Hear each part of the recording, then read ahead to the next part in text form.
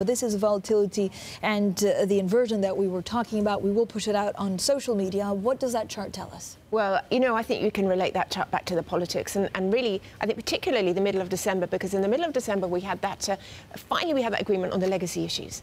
And the legacy issues, and really to refer to a phrase that was used in the Bank of England minutes, appeared to reduce the perceived risk of a hard Brexit. It seemed to calm fears down. And what we had around about that time, really in the spot market for sterling, through early December and into January, we had a better tone emerging for sterling. The market appeared to be more confident. Perhaps the agreement on the legacy issues appeared to smooth the way for the trade talks. And I think over the last couple of weeks, there's a realisation that actually these two parties are really still very far apart on both the transition and on the trade talks. And I think the market, again, is really facing that reality. Yeah, what does that mean for the economy? Is it too soon to say, Antonio, what exactly the reality? I mean, there's so much noise, right? And there's so much, it's still kind of like political machinations. We don't know whether we listen to Boris Johnson or Theresa May or just Barnier or Angela Merkel.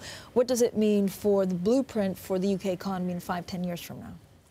It's difficult to say. I think we're still waiting to hear this very important speech where Theresa May will articulate the vision. What does she really want for the UK after Brexit? And that, I think, will set the tone and set a little bit the possibilities that the UK will have in terms of market access, single market access or not.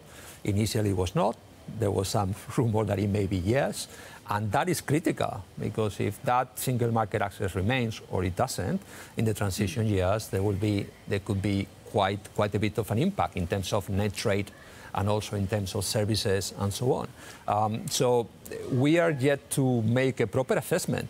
I think before this critical summit of the 22nd, 23rd of March, the expectation is we will have clarity on what the UK wants, and then you will have probably a response from Barnier and company on whether that can be delivered. And I think that's the key to answer your question. Before that, it's very difficult because it's very binary. It could go either way.